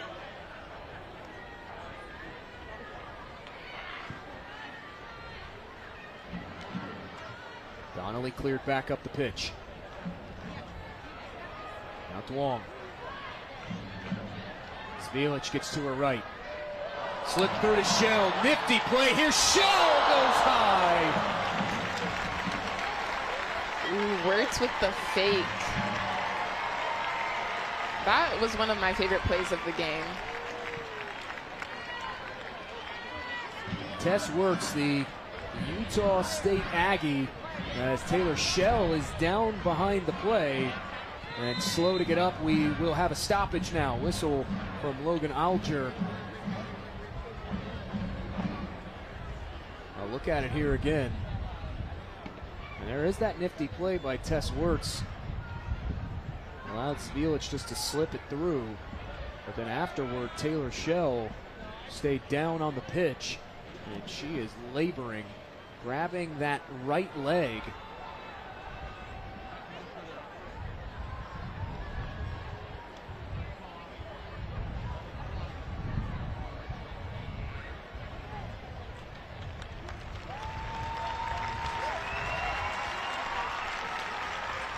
Training staff comes out to check on Taylor Shell, and with that, we'd like to remind you that Twin Cities Orthopedics and Training House, powered by TCO, are proud to be the official sports medicine and performance providers for Minnesota Aurora FC.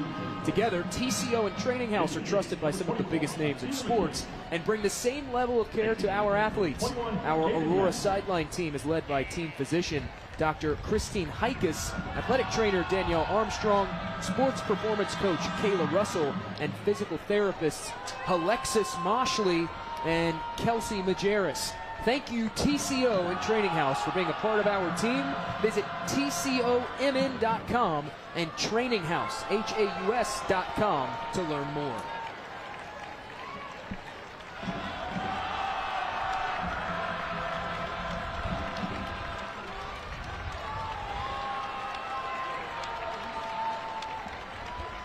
Taylor Shell will head off the pitch to an ovation from the Aurora fans.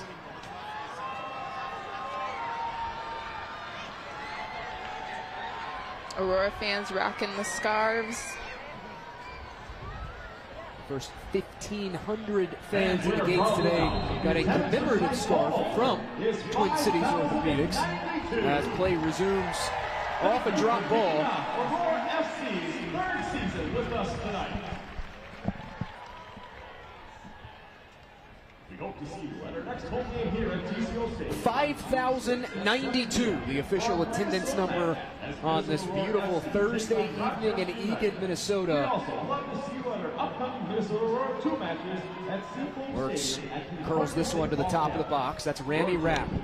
Now Sattler back to Rapp. Played through to Wirtz. Oh, good build up here for Aurora. Just out of the reach of Zvilich and cleared away.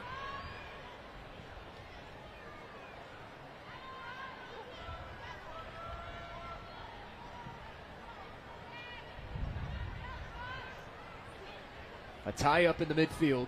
Zvilich comes out of a crowd with it. Going back to attendance, it brings me so much joy that there's so many fans here. And Colette had said, I just love seeing young women grow and develop and be the best that they can be, not just in the soccer environment, but in life as well. So a lot of young girls, young fans, not just girls, fans are here and are able to look up to these girls.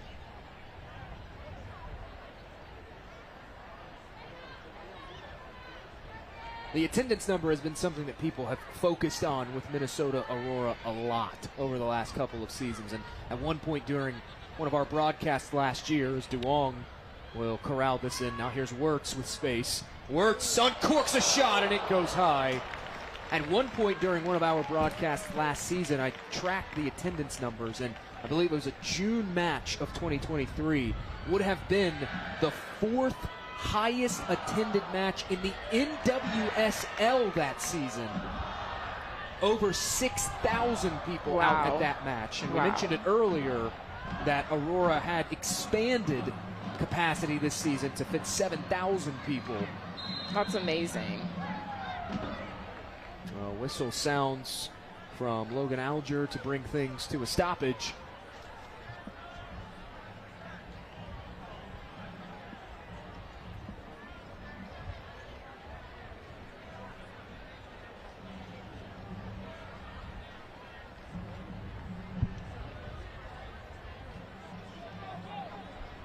Donley has been a big playmaker in the game so far.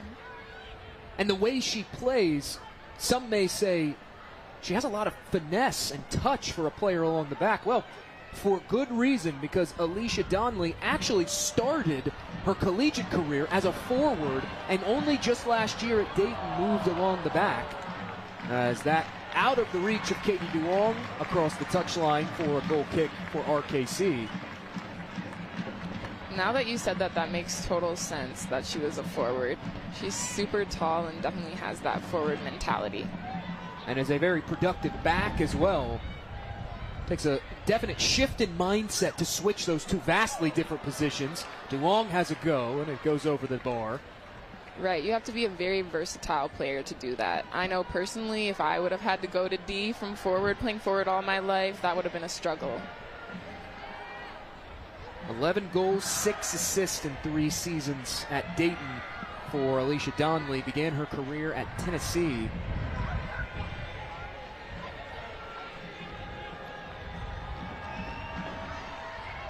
Speaking of talented players across the back, we just saw a shot of Nicole Norfolk. And we mentioned it, played 90 minutes against Riverlight FC, played 45 minutes in the opener against Chicago Dutch Lion on the road.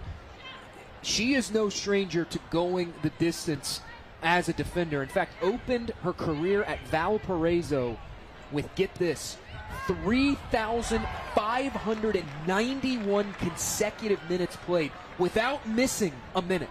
I mean, that is unbelievable. Yeah, she's definitely a hard worker. And it's like she's not even tired. It's like it's easy for her. Norfolk, the former MVC freshman teamer in 2019, also a second team and a first team pick in 2021 and 2022 respectively.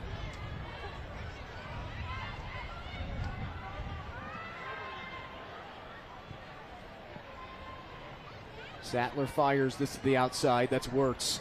Wirtz hangs one high to this near post and out of the reach of Spielich. A goal kick coming.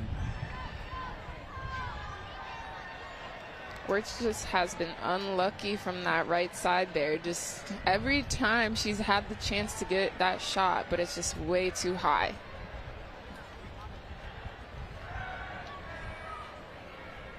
Coming up on the 84th minute here at TCO Stadium. And these teams will start to shift their mindsets to the upcoming matches for RKC Third Coast. The challenge doesn't really get any easier as they seek their first win of 2024. A matchup with Riverlight FC as Norfolk wins it back for Aurora. That one will be played in Racine, Kenosha, a home match for RKC Third Coast. The Lights dropping their first match of the season earlier this week in heartbreaking fashion at the death to Chicago City SC, the division leaders. Meanwhile, here's Wirtz. Wirtz, oh goodness, Megs one player, tries to get past the second, cannot, and it's cleared out for an Aurora throw. That was fun to see the fans' reaction as she got that Meg. Oh, looks like an RKC player is down. That is Ellie Redmond on the outside, who was slow to get up. She is back to her feet. Ellie Redmond has been a strong defensive player for this RKC team. Haven't been many bright spots today for RKC, but she is one of them. Long intercepts the short clearance.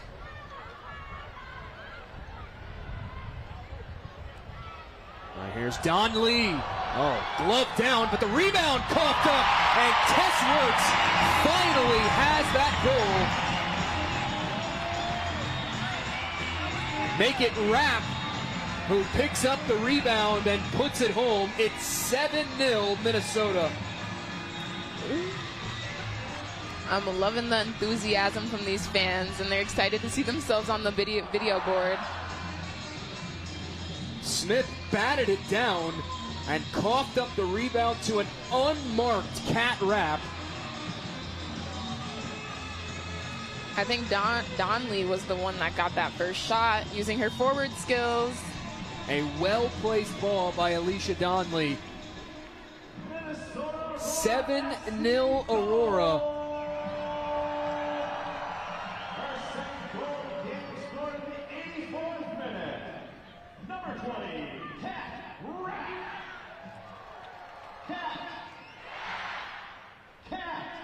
I know coming up with adjectives and superlatives to describe things is sort of my job as a broadcaster, but sometimes you just run out of them to describe the way this Minnesota team can take over matches and flip the switch in a hurry.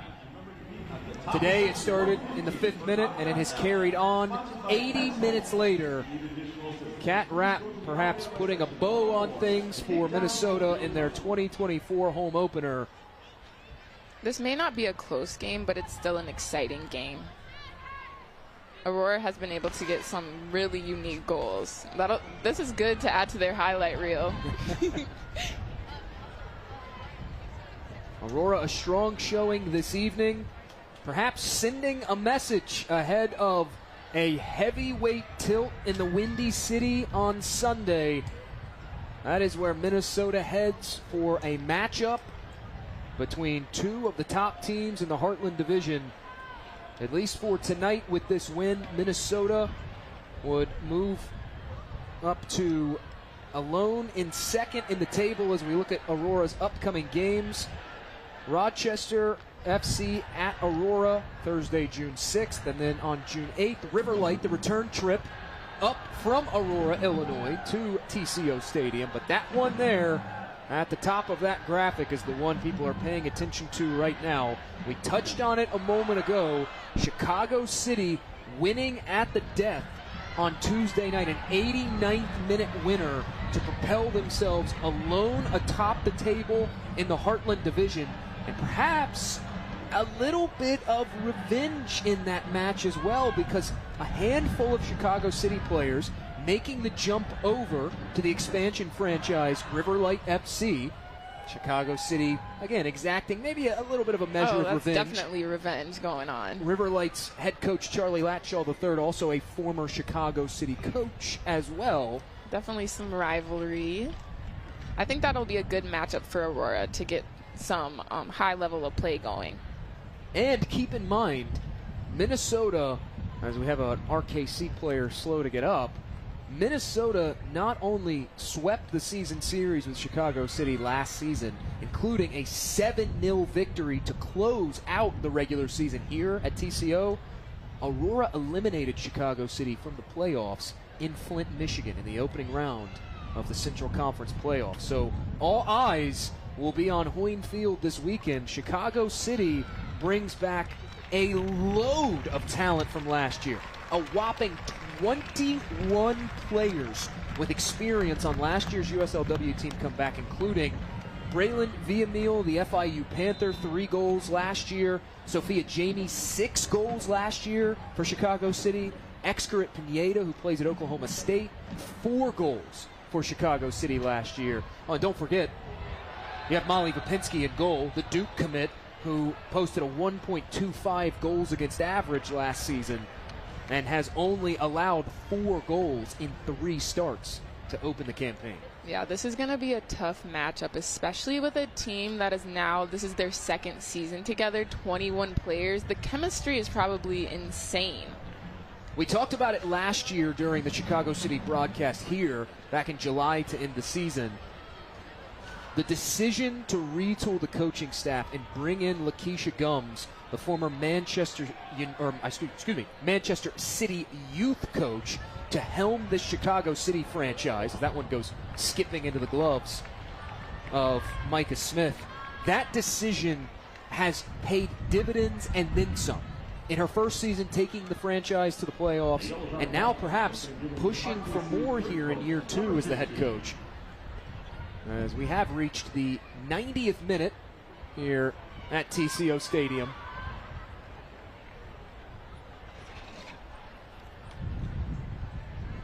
Two minutes of added time at the end of this match. The 4th official has indicated there will be 2 minutes of additional time.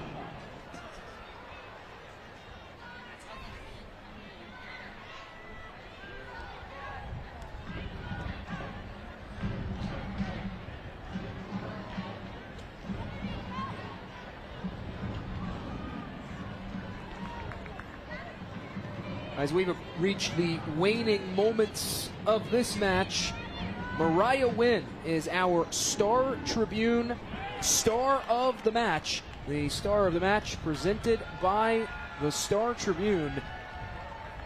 Mariah Wynn, an easy pick tonight for Star of the Game.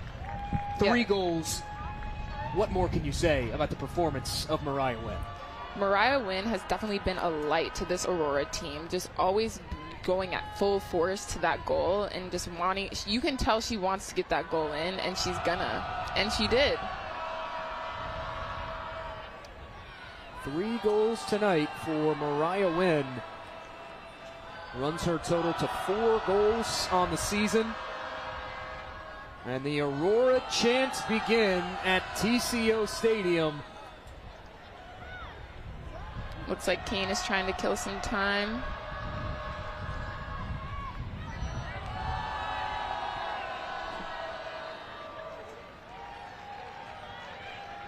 Rapp moving freely through the midfield. Works as Logan Alger checks his watch. Can Duong chase it down? She cannot. It goes out. And the whistle sounds.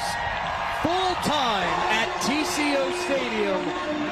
What a way to open the home schedule. A 7-0 victory for Minnesota. The goals starting in the 5th minute and continuing through the 85th minute. Aurora dominates RKC Third Coast, and they pick up all 3 points this evening. We will head to break here on Fox 9 Plus, but don't go anywhere when we return. The post-match report live.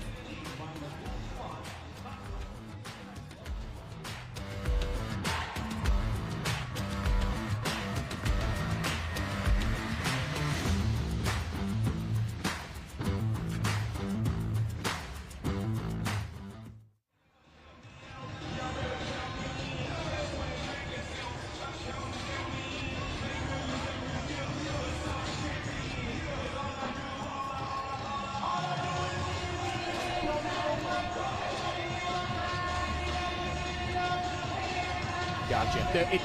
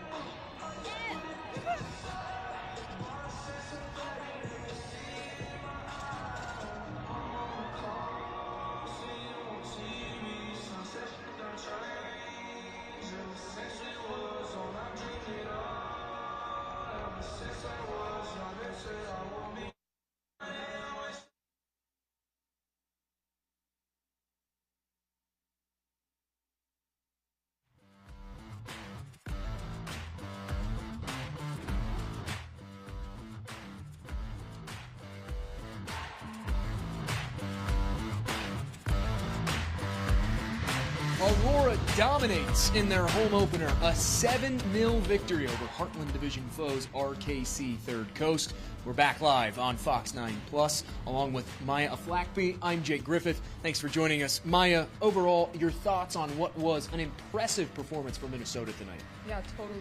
I mean, what better ending could you have asked for? A 7-0 win is amazing. Mariah Wynn got Star Tribune of the game, and I think she was the star power for Aurora tonight. A hat trick tonight for Mariah Wynn. Minnesota dominates on the scoreline. They also dominate in the stats. 31 shots tonight for Minnesota. Such an impressive number. But as good as Mariah Wynn was, it was Kat Rapp who gets our play of the match, presented by the Minnesota Lottery, and we take a look at it now. It's a great build-up here for Aurora.